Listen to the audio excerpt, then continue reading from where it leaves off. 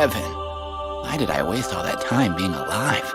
Incoming now. Disenchantment Season 2 major news, updates, and more. Disenchantment, Matt Groening's first Netflix project, was initially panned by critics, but that hasn't stopped the animated fantasy sitcom from being renewed for the fourth part. What's next for Princess Bean and her magical friends now that we've gotten to know them a little better? Everything you need to know is right here. If you enjoy animation, action, and adventure, you might enjoy the Disenchantment television series, which is also an American fantasy anime comedy series. It was made on Netflix request by Matt Groening. The series depicts a medieval fantasy realm and centers on Bean, the main character, and her allies Elfo and Luci. Bean is a rebellious and hard-drinking adolescent princess from Dreamland. Elfo, a buddy of Bean, is a warm-hearted elf who came from Elfwood, and Luci is his personal demon that came from Hell. The series depicts the princess's rebellion against his royal family, as well as the trio's exploit in Season 1. It's divided into 2 sections, each with 10 episodes. The first part of the show is premiered on Netflix in August 2018, followed by a second part in September 2019. While there haven't been any additional callbacks from the world of Futurama in Matt Groening's Disenchantment on Netflix, the program has done a lot to deepen its lore and world building. This is particularly evident in Disenchantment Part 3 finale, in which practically all of the primary characters split up and went their separate ways. So, what happened to each of the characters and where do they stand in the relation of Part 4? Let's go into all of that and see what we know about the future and where we anticipate the characters will go in future episodes. Bean is seen as the Queen of Dreamland in Disenchantment Part 3 conclusion, which viewers know is a hazardous position to be in.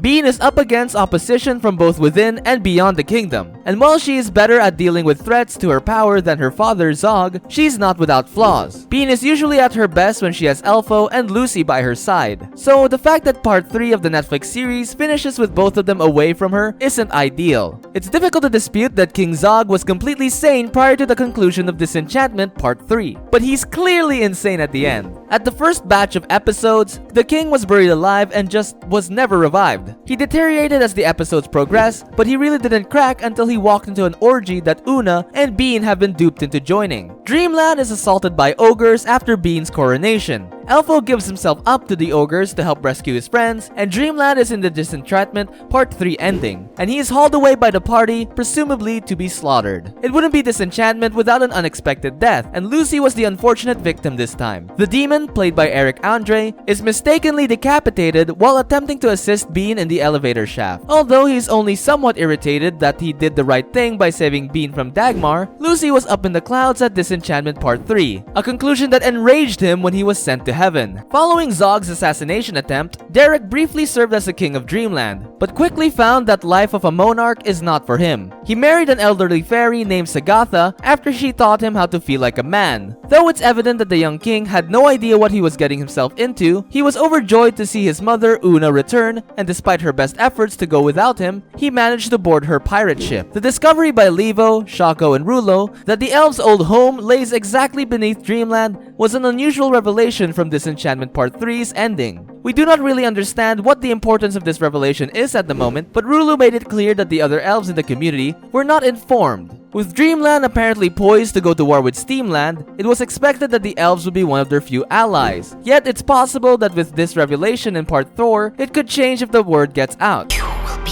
the greatest woman this kingdom has ever seen. Oh God, what time is it? The story of Season 2, Disenchantment. Although a little about Disenchantment Season 2 has been disclosed, the first season's conclusion leaves a lot of narrative aspects unresolved. Season 1 ended on a dramatic cliffhanger, casting doubt on the destinies of all the characters. Bean's mother has taken her to a mysterious realm, Luci has been attacked by an unknown assailant, Elfo's body has been abducted by mermaids, and Dreamland's whole population was frozen in stone. All of them will have to be addressed right away by Season 2. Albeit given the nature of the animation, they may be rectified in the first episode before reverting to a different version of the original status quo. Aside from pressing the plotlines, there are larger issues about Bean's role in the centuries-long conflict and why Maru has sent Luci to her. The mythology of Disenchantment is slowly being revealed, and while Season 1 ended up being quite brief, Season 2 is definitely going to be much more in-depth. What can we expect with the release of Disenchantment Season 2 Part 4? parts 1, 2, and 3 are all streaming on Netflix right now. In terms of part 4, we've never had 2 new seasons in the same year before, so we're betting around early 2020. However, Netflix could be feeling kind and send it to us before the New Year's Eve's bells ring. In terms of how long it could last, the co-developer Joss Weinstein told Assignment that they already knew the finish. They've decided on how they want the series to end. Obviously, everyone would say that they'd like to have an extra 10 years, but he has no idea. He doesn't want to be a Scrooge, and they may recount the plot in 5, 7, or 8 seasons. It simply depends on how long, but they do want a conclusion. So he'd like something like Lost or something similar.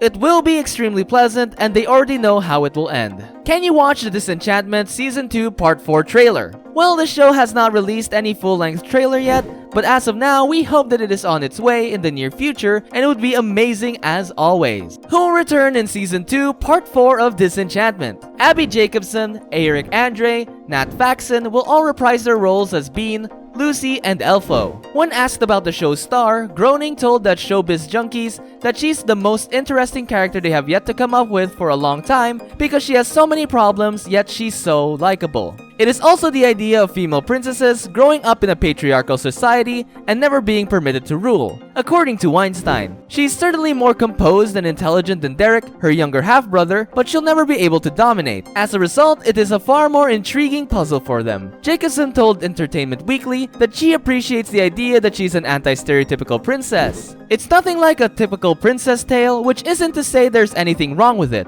but it's a very strong female character, and she's clearly looking forward to playing it. Andre also praises his character, telling Deadline that it's the one he was born to portray. In the show, in real life, he's a monster from hell, and his character is the initiator and physical figurative devil on her shoulder, and it's fantastic. Billy West and Maurice LaMarche will reprise their roles as Sorcerio and Oddball respectively, as well as voicing a variety of minor roles. Hopefully we haven't seen the last of Matt Berry as Prince Merkimer, a fan-favorite pig. Season 1 sets the tone for the rest of the series. Things were difficult to say the least at the end of Section 3. Bean has been crowned the queen and she is on her way to marry someone who resembles Alva, but most likely not. Then there's Elfo, who was apprehended, and Luci, who was killed and is now in heaven. So in a nutshell, get ready for a lot of action in the following episodes. Unlike Groening's other series, such as Futurama and The Simpsons, Disenchanted will continue to explore a linear narrative that unfolds over the course of each season, as opposed to these earlier hits, which frequently reset their status quo at the end of each episode. Disenchanted, on the other hand, isn't all that different from these shows. Don't be shocked if, in like the Season 1 finale, Part 3 includes further references to Futurama or The Simpsons. After all, Episode 2 appeared to prove that Disenchantment and Futurama are inextricably linked, so we should expect an additional Easter egg in the future episodes. Anyways, that's it for today's video. Do share with your friends and family, and don't forget to like, comment, and subscribe to our channel. Thank you for watching this video till the end, and we will meet you in the next one.